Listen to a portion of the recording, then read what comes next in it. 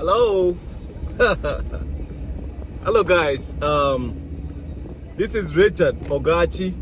Thank you so much for subscribing to my YouTube channel. And it's now 6 p.m. I'm heading to a night shift. I'm going to a night shift. And as always, it's interesting. And as I always say, I'm always ready. I'm always ready. Maybe I'm not ready, but I'm ready. I'm ready for this. I'm ready. I was ready. I'm ready. Thank you so much for subscribing. I ask that you share my videos, please. Stick. Sometimes, listening. Yeah. Do what you have to do. Thank you so much for subscribing to my YouTube channel. Thank you so much. I hope I'm gonna make conversations here that we are going to enjoy, and we share this together. Yep. So I've been sharing like a series on challenges that I faced as a transitioning nurse from Kenya to the US. And it's been a journey. It's been a process, by the way. It's been a process. And most of the time you plan a lot of things. Like, I have a plan for tomorrow. Maybe I have a plan for the day after tomorrow. I have a plan for next week. Maybe I do. I tend to plan on a daily basis. Like, my schedule is pretty predictable. It's regular. Like, I have a regular schedule. So there are usually no surprises, but there are always surprises, by the way. Schedules change. My family, my wife, we have activities coming up for the kids, and at times we get surprises I get surprised by changes that happen, but it's all for good. But so I wanted to talk about transition, how I transitioned, and maybe the challenges I faced, and everything that really happened about my transition. It was not easy. It was not easy, for sure. It was very difficult transition for me. So I knew then that my plan was to go from getting here, getting my license, and getting to the nursing field, which I'm supposed to be in. But when I came, there was a lot of surprises. But I give it to the friends and family who supported me. Most of my friends who I had shared with my challenge with transition, they really supported me. Big up to one and only. God put positions and puts people in your life at specific times, and it really surprised me how he did it for me. Because were it not for this friend, then the guy, Mr. Bob, that guy encouraged me, because I was amidst very difficult time, and it was difficult because of overthinking. I think it was difficult because of overthinking, but that guy supported me. He helped me. He was there for me more than anybody else. He was just calling me, you got this, you got this. Sometimes, when you face doubts and you feel like things are not going as they were supposed to, you feel like, okay, maybe, this was not for me. But he kept encouraging me and talking to me and reassuring me, when I was I felt like things, there are always delays, and sometimes you get anxious, you panic, because the plans are not going as they were supposed to go according to you. So I ended up doing very difficult jobs. I got to the US, and immediately, you know, I said, okay, then I have to have income, you know. I have to have income. My family has to be taken care of, and I have to do what I have to do. So, you know, one of the struggle was that the job that I was doing, I had never done in my life. And it's not like it's a bad job. I mean, working in the factory is not a bad job, but you know, transitioning from being a registered nurse in the hospital to now working in the factory, and then given the fact that in the factories I didn't have any experience, so that means the only way I could be used was to do manual jobs like lifting heavy stuff. Maybe I did a lot of sanding, by the way.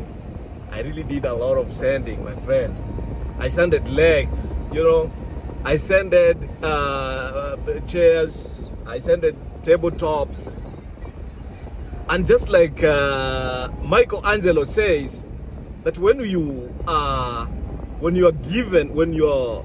told to sweep a city, when you are given an assignment to sweep a city, you go get all the type of brooms that you can get and sweep until they say that, oh man, there lived a sweeper who did his job and did a great job. I went with that mindset. I said, okay, these guys, the only position or job they have for me was to do sanding. I did sanding. I sanded chairs, chair legs. I sanded tabletops. I did a lot of sanding. My goodness, I sanded thousands and thousands of legs. So it was one of the most amazing experiences, because you know, when you do sanding, it's dust. The problem was dust, and it was very dusty in the factory. And during the summer, it was in the summer, by the way, they don't put on the AC. They open the doors and they trying to save some energy, and it was hot, sweaty. I mean, like drinking a lot of water. It was very difficult. But regardless, every day, you know, that guy really he knew that really I was struggling, and he was calling me all the time. I mean, just telling me that things are gonna get better. It's going to be okay, you know. You are going to get this behind you.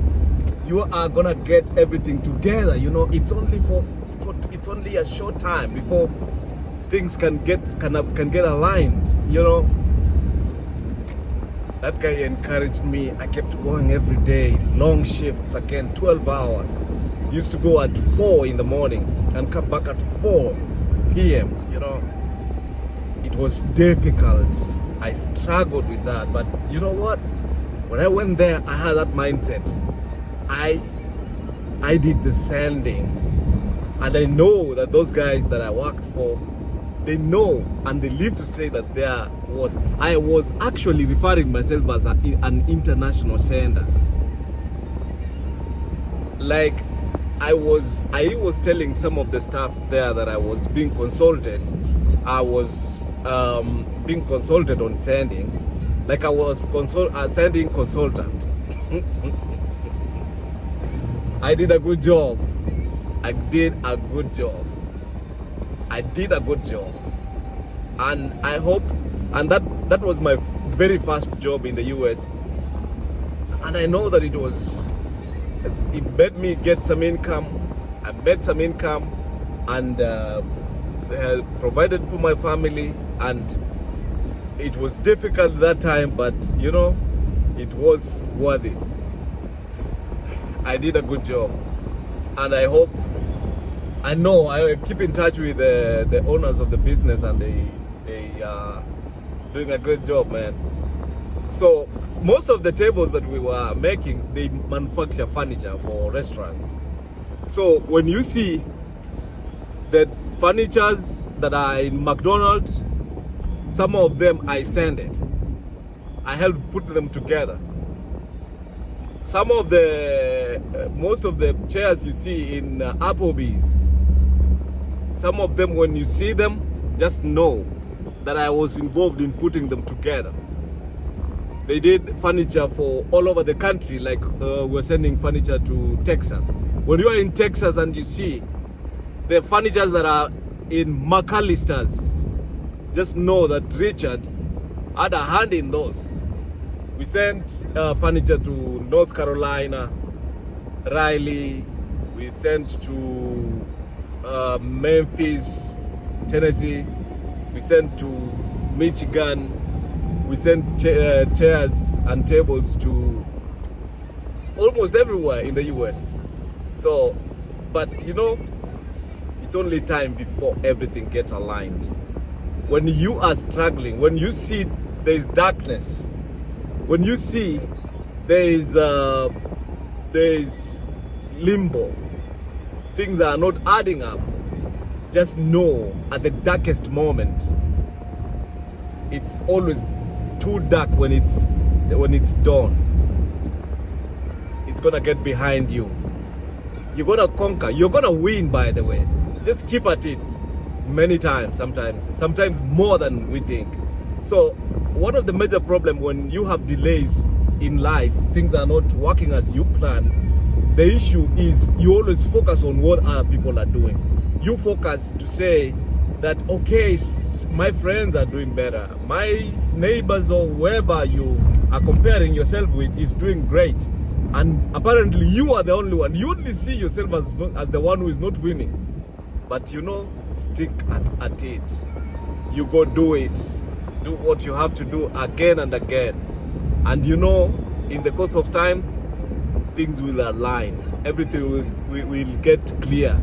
And your time will come. And when your time comes, when you don't expect, you know, your time always comes when you don't expect. But stick at it. If you lose, go back again. I lost many times.